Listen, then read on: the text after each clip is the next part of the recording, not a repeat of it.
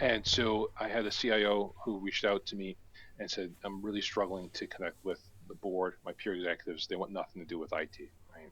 And I said, well, what does the brand of IT look like in the organization? Hmm. He said, our brand sucks. He said, no one wants to deal with us, right? And so what that coaching engagement looked at was actually focusing on the face of IT. And for this, with a lot of organizations, it was the IT help desk or the service desk. So I coached their frontline responders, for lack of a better term, right, in terms of here's how you communicate with empathy. Here's how you communicate with kindness. Here's how you communicate in a way in which you're going to be more relational and less transactional. Welcome to Secure and Simple podcast. In this podcast, we demystify cybersecurity governance, compliance with various standards and regulations, and other topics that are of interest for consultants, CISOs, and other cybersecurity professionals. Hello, I'm Dejan Kosutic, the CEO at Advisora and the host of Secure and Simple podcast. Today we have a very interesting guest. He is actually doing or approaching cybersecurity and consulting in, I would say, a different way. And his name is Dominic or Dom Vogel, and he's the president of Vogel Cyber Leadership and Coaching.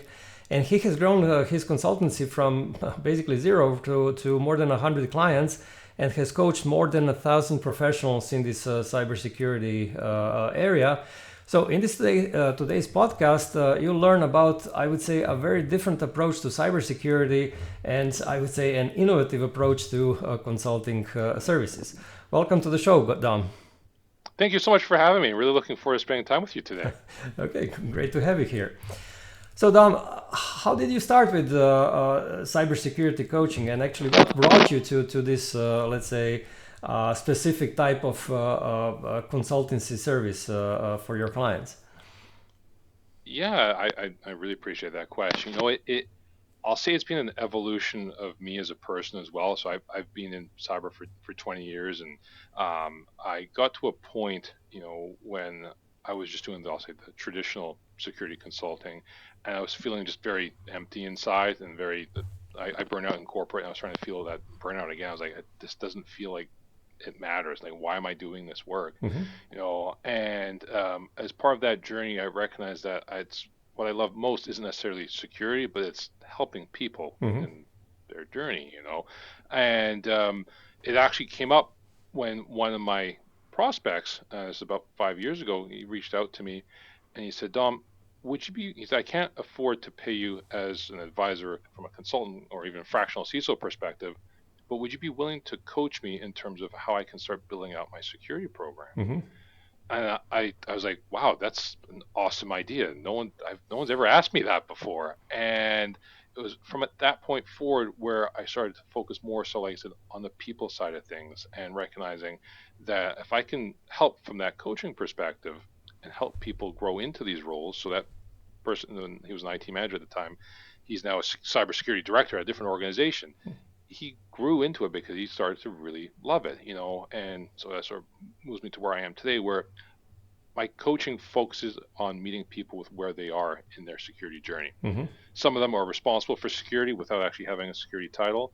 Some of them are, the longtime CISOs, and they're feeling, burned out or disconnected from their team or disconnected from their purpose. So I love being able to inject that human element, that humanity piece into it, being able to help them with wherever they are in their respective journey. So Hmm. that sort of brought me to the coaching piece. It allows me to feel soulful about security. Hmm. Okay, this is great. I mean, I know lots of consultants that are maybe even making lots of money, but very often they're not kind of feeling good about it, right? This kind of, I would say, different approach to this work could actually be much more satisfying from from what I understood from you, right? Yeah. Great. And I think it is. It to me, like I said, it was recognizing that the traditional consulting was leaving me feeling empty and void inside. Like mhm, you said there, I was getting a lot of good contracts, but it didn't feel purposeful. I was feeling disconnected from something more meaningful, mhm, right? So, mhm. like I said, when you put people first and you connect with people as people, rather than let's connect over, security framework or security strategy or what have you. But when you connect as people, that's where some really cool stuff happens. So Mhm. that's what I try to have lead me today. Okay, great to hear. And how does this coaching really work? So basically, what kind of, let's say, help are you providing to your clients, and how long does it last, and so what are you actually helping them with? Yeah, that's a really great question, and it it's a contextual. It depends, So I'll give some examples of some coaching successes or areas where I've focused. So one example is around branding, around the brand of IT or the brand of cyber within Mm-hmm. an organization, And for a lot of CIOs, IT directors, CISOs, they often struggle with the brand of what they do, Mm-hmm. right? We're not marketers by by default, unfortunately, in this field. And so I had a CIO who reached out to me and said, I'm really struggling to connect with the board, my peer executives. They want nothing to do with IT, right? And I said, well, what does the brand of IT look like in the organization? Mm-hmm. He said, our brand sucks. He said, no one wants to deal with us, right? And so what that coaching engagement looked at was actually focusing on the face of IT. And for this, with a lot of organizations, it was the IT help desk or the service desk. So I coached their frontline responders, for lack of a better term, right, in terms of here's how you communicate with empathy. Here's how you communicate with kindness. Here's how you communicate in a way in which you're going to be more relational and less transactional. And as part of that process as well, we changed a lot of service desks metrics. Mm-hmm. So rather than focusing on how quickly they close tickets, we're focusing more so on likability index, right? How much did you enjoy this experience dealing with, Mm-hmm. the IT help desk? And we went through that journey, and over a 6 month period of time, we started to see that the brand of IT started being elevated, Mm-hmm. right? So that's an example where I come in and focus on burnishing the brand of a cyber team or an IT team. Mm-hmm. Another concrete example is with dealing with senior leaders who are constantly in end-to-end meetings, and they feel like they don't have the time to develop their people. Uh-huh. They're like, "Hey, I'm always rescheduling my one-on-ones with my direct reports. I don't have the time to coach them. I don't have the time to hear them out and help them develop as people." And so I get brought in to focus on team development and personal development, human development, Mm-hmm. Mm-hmm. right? So that way, the manager or director doesn't have to feel guilty about, I'm always rescheduling my one-on-ones.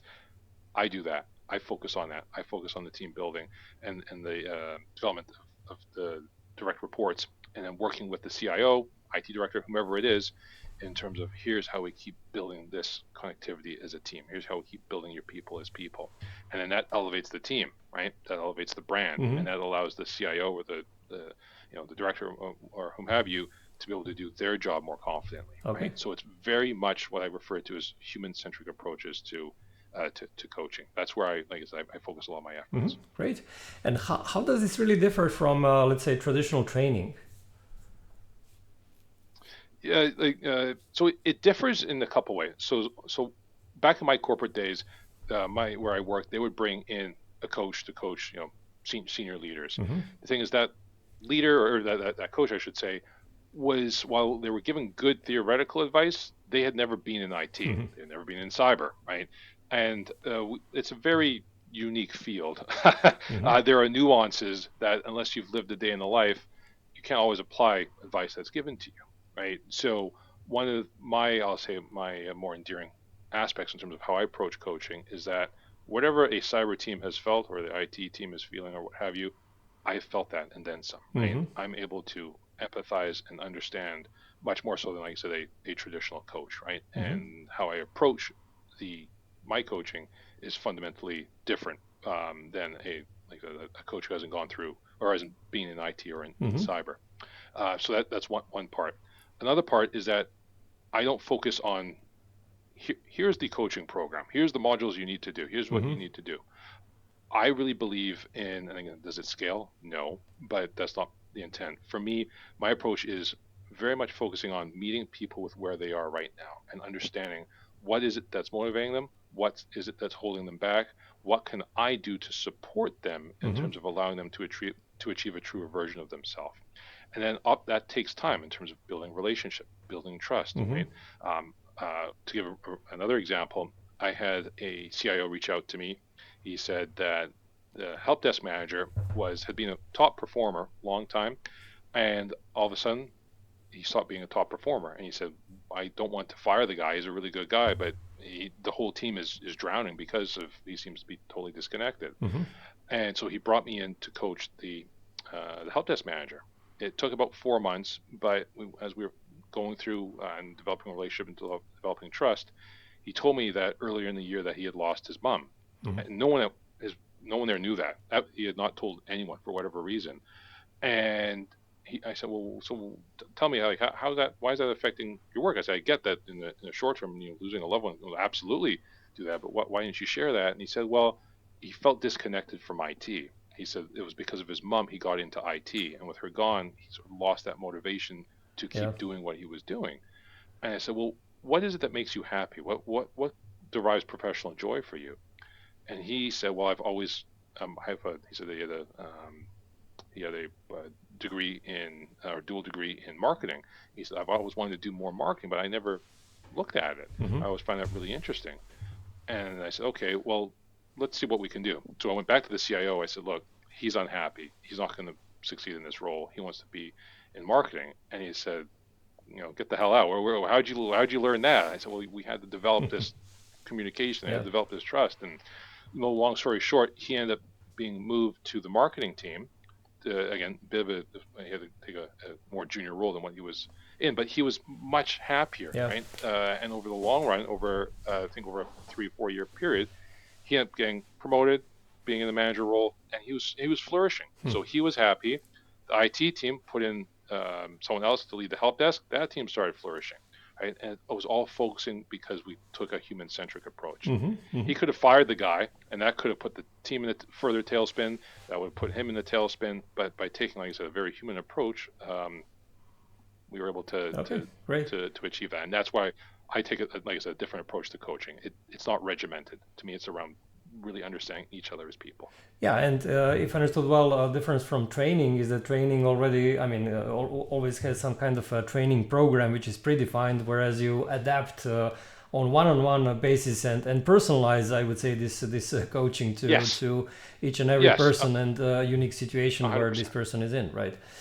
Okay, and Yep, absolutely. and if I understood well, you're providing these services not only to cyber functions, but also to CIOs, right? To help desk, to other Yep, senior leaders, right? And how do you yes. manage actually to cover such a wide range? I mean, because these functions are okay, they're all tech, but they're not like cyber only. For sure, and that's a really good question. And in my corporate career, I spent a lot of time in on IT teams, Mm-hmm. right? Like all my cyber roles were deeply embedded in IT. Mm-hmm. So I know the space, I know the people really well. And again, it's not about meeting them with technology; it's about meeting them as people, right? And knowing that we all have these quirks and nuances and what have you, and where I find I'm able to have the greatest impact with IT leaders Mm-hmm. is generally IT leaders that recognize that there are fundamental, I'll say, people gaps in Mm-hmm. their teams. And in IT, and by extension cyber, we often focus on the hard skills, right? Yeah. The tech skills, Mm-hmm. developing people with their tech skills, and we have chronically underinvested in developing people as people, Mm-hmm. right? And that's where I find, like I said, when I'm able to connect with a CIO or IT leader or IT director, what have you, and say, here, how are you developing your people as people, right? They're like, I'm not. What do we do? How do we do that, right? Rather than approaching it from a technical lens. So Mm-hmm. that's where I'm able to have good overlap with IT leaders. Mm-hmm. And why do you think that this kind of, let's say, soft skills cannot be developed by simply, I don't know, simple training, right? Some kind of more traditional training. Why do you think that this kind of coaching is a better approach for developing these soft skills? Yeah, great question. To me, again, the soft skills, human skills, people skills, wherever you want to call them, to me, it's rooted around what I call muscle memory, Mm-hmm. right? It's not simply around developing knowledge or developing skill like it is with some of the air quotes hard skills, right? Mm-hmm. You do it, you practice it, and you got it, kind of thing. The things with soft skills slash human skills is that it's very much muscle memory, right? And that it's not around just taking a training module, Mm-hmm. like, okay, here's how I'm going to communicate more empathetically, or here's how I'm going to be better at developing relationships, or here's how I'm going to be easier to deal with during conflict, or how to deal with conflict resolution. Mm-hmm. That type of stuff needs to have that muscle memory. And with coaching, where I find it's really powerful is that people are able to bring a specific scenario, Mm-hmm. right? Hey Dom, right? I know we were working on empathy last week. I was having a conversation with a coworker, right? I was really struggling. Here's what I said. I was really struggling with empathy because she said, X, Y, Z. What can I do differently next time?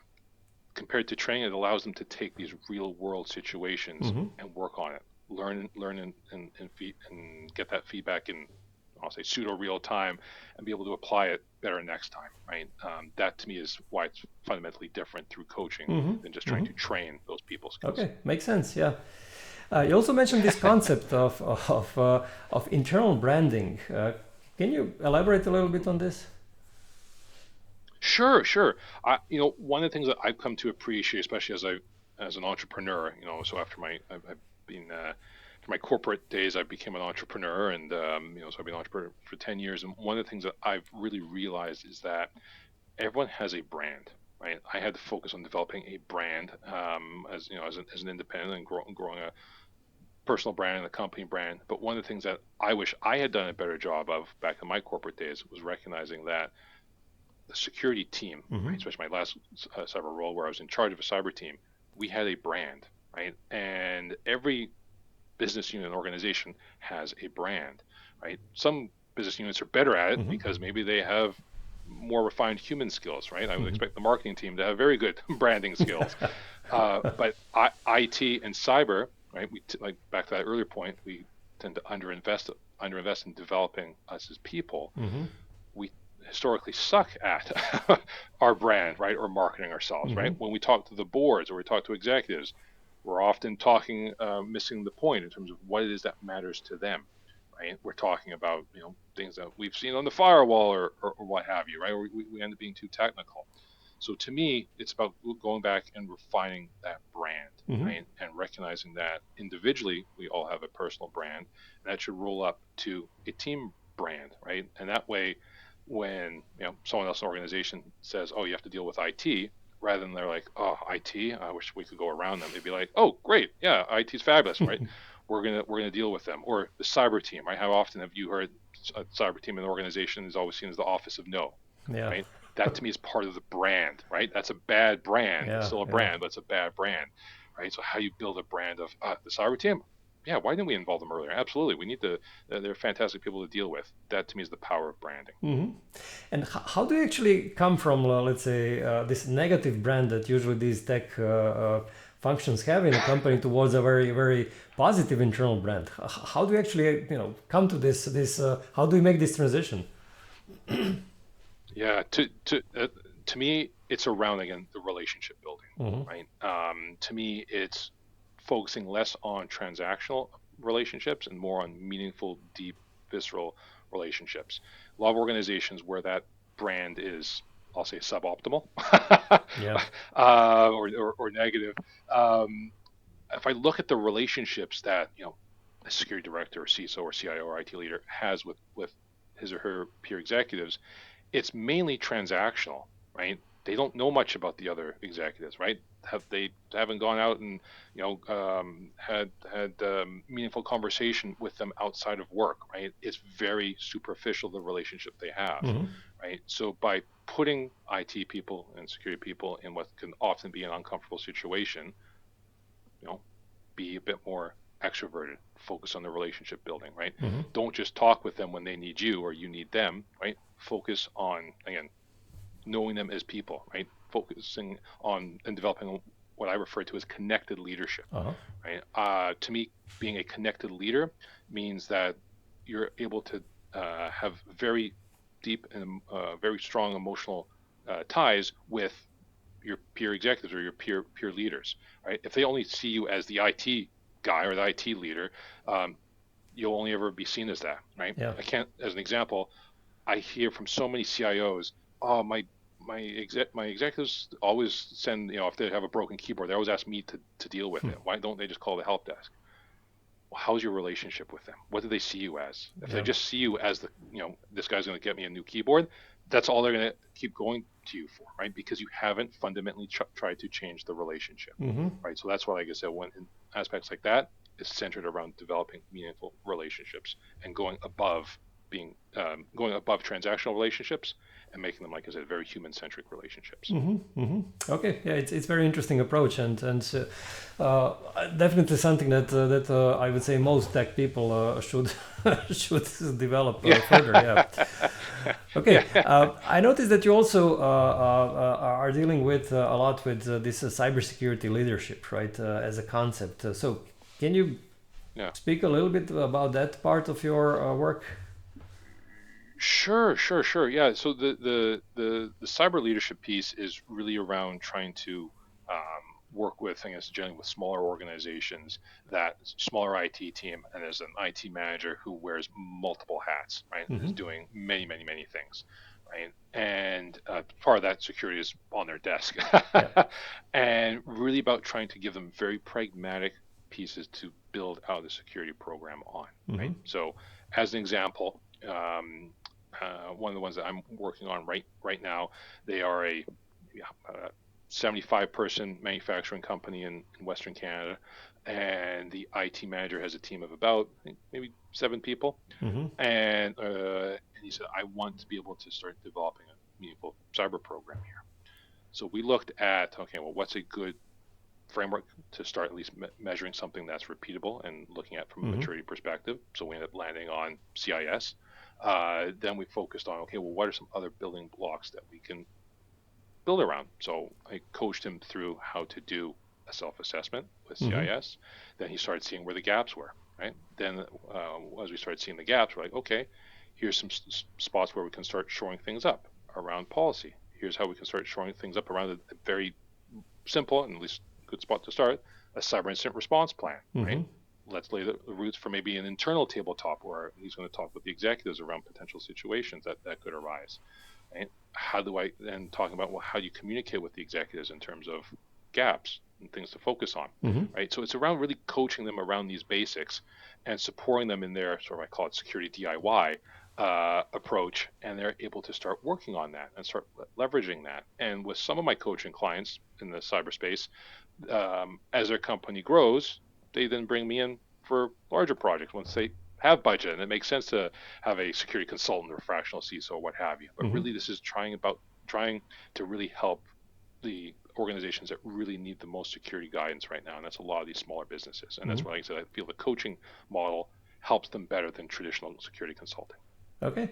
And when you work with your clients on this cybersecurity leadership, is this mainly on how they develop their, let's say, security programs or management systems, or is it something beyond this as well?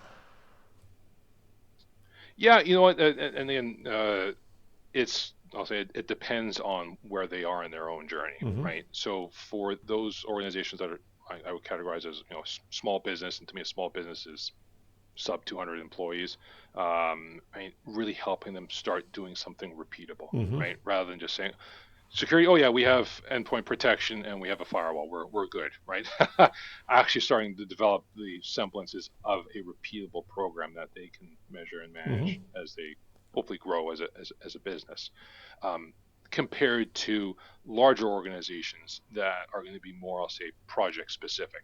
So I do a lot of work, at least in Western Canada, with a lot of cities, towns, and municipalities Mm-hmm. that are, they're not small, they're not huge, they're in the middle, and they generally need a lot of help around certain security projects. Mm-hmm. I mean, they don't necessarily have internal cybersecurity leadership, but they're not so small that they don't have at least they have at least some repeatable security program in place. So as an example, a few weeks ago, I had a municipality reach out to me. They really needed help scoping out a pen test. Uh-huh. They had not had a pen test in 5+ years. They're like, we don't know what we should test. Should we test everything or what?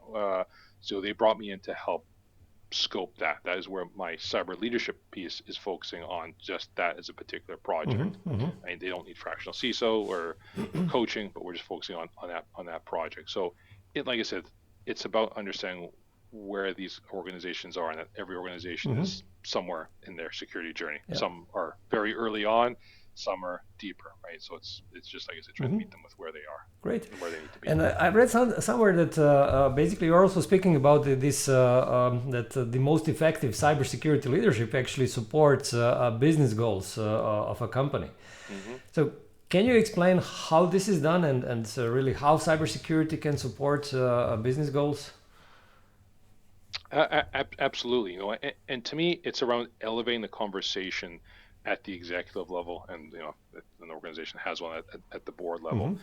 In that, what I see when I'm dealing with clients is that most boards, again, generally with, I'll say, especially when they're mid-sized or smaller, uh, they perceive cyber risk or cybersecurity to be the domain of IT. Mm-hmm. Like the IT team deals with that, IT guys deal with that, IT service provider deals with that. Mm-hmm. And by the only way that we can start trying to change that narrative and misperception around that is trying to go beyond the notion of security being done for security's sake. Mm-hmm. Right? One of the reasons why a lot of executives believe that is that security strategy is often just rooted in, okay, here's the framework without any context around business or resources or mission of the organization. Here's the best practices that we need to do, right? It's almost what I call security in a vacuum. That's why, and again, it can often be very deeply technical, Mm-hmm. right? Because it's coming from technical people. And again, not saying it's not good, but that's leading to that misperception, that gap between seeing this as more of a, at least from a risk management perspective, and why boards and executives need to be more involved rather than just saying, oh, that's for the IT team to deal with. One of my favorite questions to ask when I go in and I'm talking to a group of executives is, I'll say, what's the most pressing financial risks facing your organization? Mm-hmm. Right? CEO will say, will give me an answer, and I'll say, what's the most pressing operational risk facing your organization? CEO will give me an answer. Right? What's the greatest personnel risk facing your organization? They'll give me an answer. Mm-hmm. I'll say, what's the greatest cyber risk facing your organization? Right? More often than not, they're like, I don't know, ask IT. Mm-hmm. I was like, that's interesting. I asked you about financial risk, and you didn't say go ask the CFO. You gave me an answer, right? And all the other ones, you didn't say go talk to someone. Why do you not see cyber risk as a risk discipline? And they're like, never thought about it that way. Mm-hmm. We never have. I just thought it was a technical issue, an Yeah. IT Yeah. issue, right? So it's around trying to really change the narrative around that. And again, when you tie business imperatives or business objectives, mission statements of an organization, right? That's security doesn't exist just to do security, right? Security exists when an organization can do the awesome stuff it was set out to create. Yeah. And how do you actually achieve this kind of convergence of cyber and business? So can you explain me, is there some method to do it, or can you give me some examples on how this is normally done? Yeah, I mean, and I wish I could just say, here's the formula and do it. To me, it's around persistent and consistent communications, right? Mm-hmm. And again, developing those types of relationships, right? As with anything, trying to correct misperceptions takes a lot of energy, right? If someone truly believes, you know, anything, even if it's not related to cyber, trying to convince them of an alternate truth requires time and energy. Yeah. Yeah. Often it requires a lot of time and energy, right? So when I go into organizations, I I generally am asking to speak at the executive and or board level, Mm-hmm. right? Because that's where meaningful change needs to happen, right? Just doing a strategy in isolation may help to a degree, Mm-hmm. but it's not changing overall culture or approach, or it's not changing misperceptions, right? So when I typically engage, I ask to, like I said, speak to the powers that be, the executives, board of directors, if one exists, right, and be able to just ask those types of questions, right. Another question I'll often just ask is, if your company was to go down tomorrow, all your key systems were to go down for an hour, what would that mean? Mm-hmm. Right? 3 hours, 5 hours, like how long can you tolerate? A lot of these organizations, again, typically the mid-sized and smaller, it's an uncomfortable truth. Many of them haven't had the time to think about it, right? And further, if I was to say, okay, if you can only bring up three systems, right? What systems are they? Yeah. And again, you'll hear 10 different answers if I ask, the different executives, right? So it's around having those conversations and getting them thinking differently. That, Mm-hmm. hey, you know what? all this stuff here, it's actually not just an IT issue, right? Yep. As a board or executives, we need to be more present from the risk perspective, from the governance perspective, Yep. from an ownership perspective. It's about planting doubt, planting those seeds, those questions to make them question their current truth. Yeah, definitely. I mean, and also there are some other approaches really to kind of get this convergence, and simply looking at their business plans and then simply kind of plugging in cybersecurity in the right places really to Yes, help a business actually achieve these goals. And 100%. when you think about your consultancy business, so you're dealing with cybersecurity leadership, you're also dealing, of course, with this coaching. And what would you say? What is the kind of the most profitable out of all these activities? Is this really coaching or something else there? Yeah, that's a really good question. To me, the ones where, and to me, I look at having what I call sustainable clients, where I'm not just in there for a Mm-hmm. spell and I leave. Right? To me, I feel I can have the most impact if I'm there over a longer period of time. Right? Because to me, this is ultimately around changing relationships. Mm-hmm. Right? Changing, one could argue, changing culture. Uh-huh. Right? So getting to that point and being able to do that, that to me ends up being the most profitable ones because that has the greatest impact. Right? If I'm Mm-hmm. able to change the culture, change the approach, change the relationships, it's like I said, generally a longer term relationship. And because it's so successful in really changing things, and not just giving a deliverable, Mm-hmm. right? That I stay around. People want me to stay around because that was part of such an important change in the organization. Mm-hmm. Mm-hmm. Yeah, I'm asking you this because lots of consultants are actually dealing, let's say, with training, right? And then especially if they Yeah, charge per seat, right? They have some kind of economies of scale there because they're having actually several people at a training, and they are basically charging this. Not per hour, but basically per seat, right? But if they do, let's say, yes. coaching, then they have to charge probably. I'm not sure how you are charging, but if you are charging per hour, then the question is really how do you scale this, right? And how do you No, make this exactly. bigger business, so to say? Exactly. And you bring up a really good point. Like, I mean, one of the earliest lessons I learned as a consultant was not to exchange time for money because that does not scale. Mm-hmm. And to me, everything is focused on, and the way I approach my pricing is what I refer to as value-based pricing, Uh huh. right? In which we're focused on what's the outcome, Uh huh. right? Uh huh. And taking more of a like just flat rate approach rather than saying, okay, I'm just going to keep the meter running, or there could be a bunch of hidden costs. No one likes that. I jokingly call it like a subscription model. It's like Netflix, right? Where we can we can binge certain times, or we can, if we need a month to take a breather, then we will, right? Mm-hmm. And again, it's focusing more so on that bigger picture, longer term perspective. The goal is to strengthen the brand, strengthen relationships, change how IT cyber is perceived in the organization, focusing on those types of outcomes Mm-hmm. and giving us enough runway to succeed in doing that, then, like I said, more often than not, it ends up being a very successful Uh relationship. huh. And for me, I'm starting off with at least a minimum 6 month requirement. Right? If someone says, "Oh, okay, what can we try for a month?" You can't change that in a month, right? My minimum is at least 6 months. I'll say my average commitment with my coaching clients is usually around 2 years. Ah, great. So basically, you're making a long-term contract with them. You're specifying, if I understood well, some let's say higher level objectives, and then you're coaching Yep. your way through to do these towards these Correct. objectives, right? Mm-hmm. Yeah. Yeah. Okay. Yeah, Exactly. makes Yeah. sense. Makes sense. Yeah. When you mentioned this value-based pricing, if I understood well, you're taking this concept from this Alan Weiss $1 million consulting book, right? It's Yeah, that's exactly that's so can you his books uh-huh. are in my office here. Okay, it's a great book. I read it also.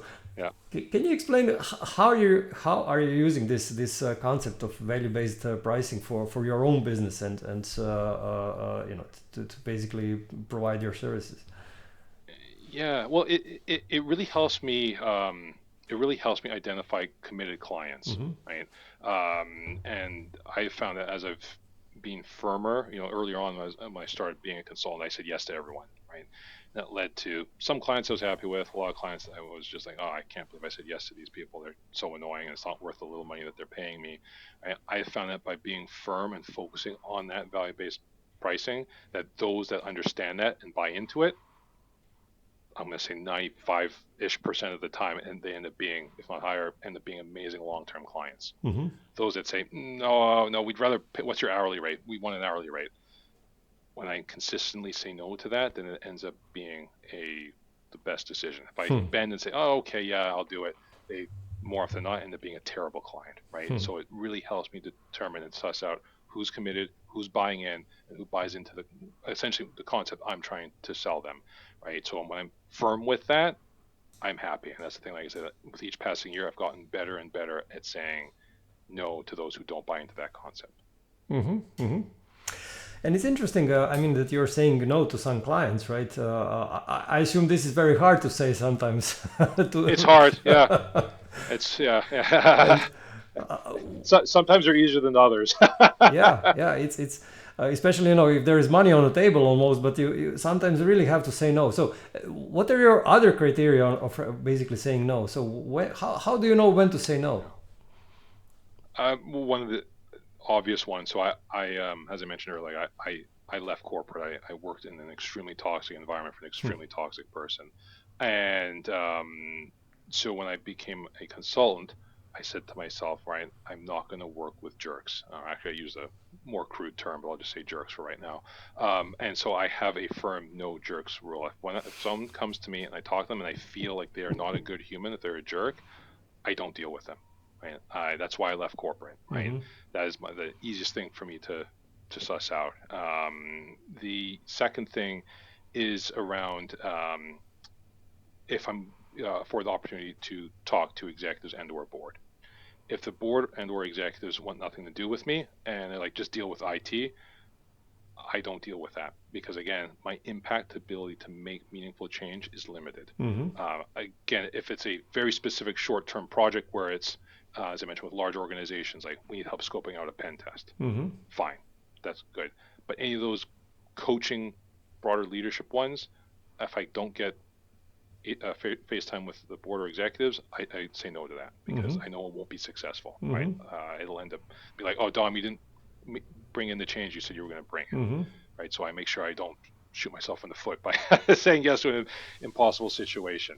And like I said, the third thing is around if they get the value-based pricing or not, right? So I find that those questions, those lenses, when I'm having these conversations, more often than not, they guide me to the right clients Mm-hmm. or they Mm-hmm. bring the right clients to me. Okay, and if I understood well, this is what you mentioned now that you actually are getting to the board. It's something that is, I would say, valid for smaller and mid-sized clients, right?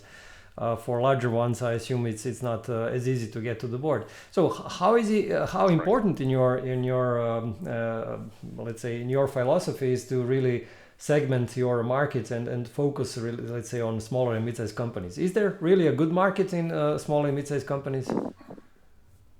Yeah, I really believe there is, and with each passing day, especially in North America, like it's just that to me is the base of the pyramid. All the small and mid-sized businesses, which historically have underinvested in cyber, Mm-hmm. right? They are getting slaughtered day in and day out. Like I feel calls from companies that I never thought I would feel calls from. Just 2 weeks ago, I had a call from a porta potty company, right? We got hit by ransomware, right? Yeah. And they sell rental toilets, right? Hmm. Like that's, I was like, wow, never thought I'd be speaking to a toilet rental place Yeah. about cyber, right? Like every business needs it, right? And they're all in this period of, I'll just say, rude awakening right now, where they're recognizing they need to do more, Mm-hmm. right? They can't just do the basics of what they've been doing. So I really believe there's an opportunity there. And like I said, I think it's around crafting it in the right way so they recognize that you don't need to just break the bank to have a bunch of expensive security consultants. Mm-hmm. By taking, like I said, that coaching approach and building that out over time, that to me, I think is more sustainable and more value laden. Mm-hmm. So I think, like I said, that's why I've chosen to keep focusing on that Okay, market great. segment. But isn't it that these smaller and mid-sized companies are still much harder to accept that they need cyber, right? Because okay, those that are hit, they understand, but large majority are still not hit with anything. So, is it hard to sell to them? It's hard to sell to them proactively, right? And especially everything which has happened globally to start this year, that's made that all the more hard in terms of trying to sell cyber proactively. Mm-hmm. And I will even say anecdotally, like looking at the clients I've onboarded, I essentially 100% of them have come reactively Mm-hmm. post post breach, post being denied cyber insurance, post I've had a lot of B2B organizations who are saying, hey, we're getting all these security questionnaires from our clients and customers. We sell to Fortune 500, Fortune 1000. We don't know how to answer these security questions. It's all very, very reactive, right? So where I've taken a marketing shift is that I focus more so on meeting people reactively. Mm-hmm. As a practitioner, I would love for them to be more proactive, but that's not happening, right? But there's lots of, for lack of a better term, there's a lot of meat on the bone for companies that are needing reactive help. Mm-hmm. There's no shortage. Yeah, yeah, yeah. Unfortunately for them, right? And Yeah. yeah, yeah. Okay, and how do you actually reach? I mean, how do you get to these people? How do you get these leads from and get? How do you get new clients? I appreciate that question. Yeah, for me, I generally focus on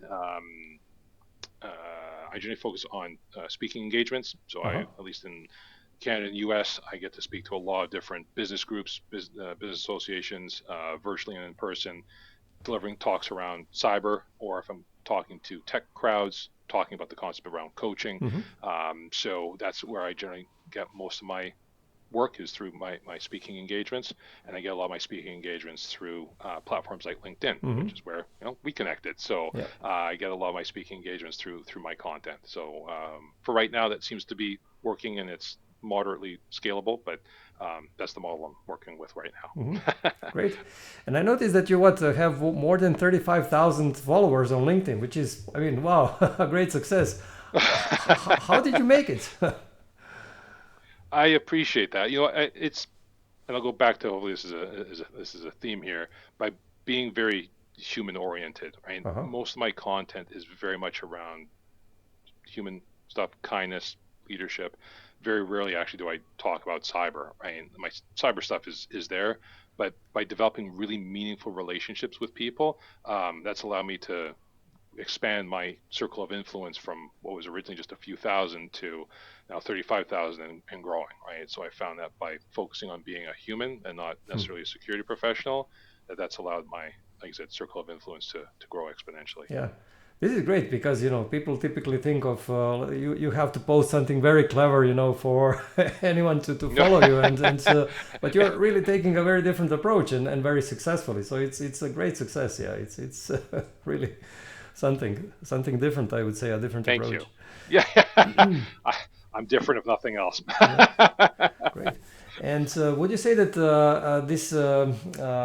what would you say brings you more leads? These speaking arrangements or your LinkedIn profile or all these things together? What do you think? Yeah, it's very much, I'll say, a a system of systems.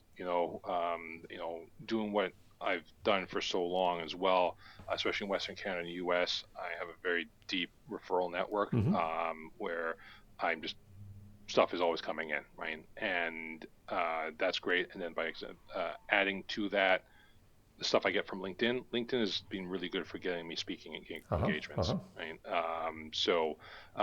And then the speaking engagements is where I typically do more of the biz dev for the actual, like I said, coaching and or leadership Mm-hmm. work. So it's sort of like this little circle there. Like I said, referral network, great. But LinkedIn gets me my speaking opportunities get me my coaching, and I just repeat that circle. Uh-huh. Okay, great, great. It's because I mean a lot of consultants are actually thinking through how to really get more leads and yeah, this Yep. definitely seems like a good way to do it. Let's speak a little bit about AI, right? Lots of people are starting to use AI as coaches, right? They're asking ChatGPT or whatever, how to Yeah. do this and that. And how do you actually see this consulting business in general, or this specific service of yours, coaching service, or versus these AI technologies, right? So do you see that in Yeah. 5 or 10 years from now, this will be a very viable business, let's say, option for you? Yeah. You know what? And I think what's really interesting, the thing that interests me from the AI perspective is that um, where I'm even for my own coaching, where I'm looking at adding capabilities is being able to have people ask sort of after I've going through a process of training some AI tools. So if people have out of hours questions, they're like, hey, I'm just struggling with this right now. They can ask sort of the Dom AI, Hmm. hey, and just to get some quick feedback and thought. So I see great promise in that, and I look forward to being able, like I said, to integrate that. But I into my coaching services. But at least from a coaching perspective, I don't see it ever fully replacing it because at the end of the day, the conversations I have can be very real and very visceral and very emotional, right? Mm-hmm. And it's about getting people to open up, getting people to say things that they normally wouldn't say.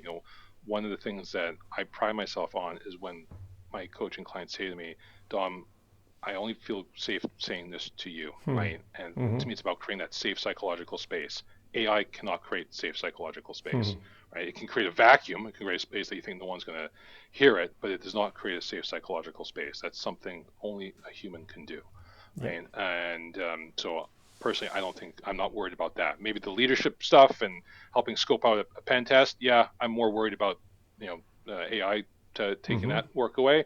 And you know what? I'd be fine with that because Yeah. I love doing the coaching. Yeah. Yeah.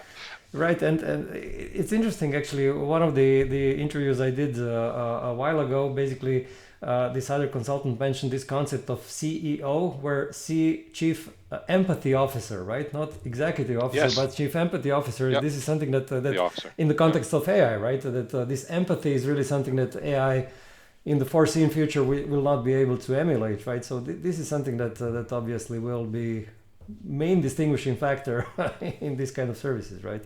Yeah. Yeah, yeah, Absolutely. very Right. The good. stuff that makes us human. Yeah, exactly, exactly. Great. So to wrap it up, what would you suggest to consultants? I mean, some kind of key things to do or not to do as consultants. to to me, I'll go back to that central theme. See, be deeply human, Mm-hmm. right? I really believe, like, we live in an extremely divisive period of time right now. We lead more and more so in very disconnected time era as well, right? If you take a more connected approach, right? See your customers, see your clients as people, as humans. Focus on developing those deep, trusted, emotional, and very visceral bonds. That's where meaningful work will happen, right? You will never be searching for work if you're doing it that way. If you keep treating people as a transactional approach, and like I said, in a very disconnected time era that we're in, that's not going to serve you well in the long run. I really believe the consultants that are deeply human and lead with being a human are going to be the most successful over the next 10 years. Mm-hmm. Great. Great. This is a great insight, and our whole conversation actually was a great insight for me. So thanks a lot, Dam, and it was a pleasure talking to you. But likewise, thank you so much. I really enjoyed this. Okay, thanks again, and thank you everyone for listening or watching this podcast. And see you again in 2 weeks' time in our new episode of Secure and Simple podcast. Thanks for making it this far in today's episode of Secure and Simple podcast. Here's some useful info for consultants and other professionals who do cybersecurity governance and compliance for a living. On Advisora website, you can check out various tools that can help your business. For example, Conformia software enables you to streamline and scale ISO 27001 implementation and maintenance for your clients. White label documentation toolkits for NIS2, DORA, ISO 27001 and other ISO standards enable you to create all the required documents for your clients. Accredited lead auditor and lead implementer courses for various standards and frameworks enable you to show your expertise to potential clients. and a learning management system called Company Training Academy with numerous videos for NIS2, DORA, ISO 27001 and other frameworks enable you to organize training and awareness programs for your clients' workforce. Check out the links in the description below for more information. If you like this podcast, please give it a thumbs up. It helps us with better ranking, and I would also appreciate if you share it with your colleagues. That's it for today. Stay safe.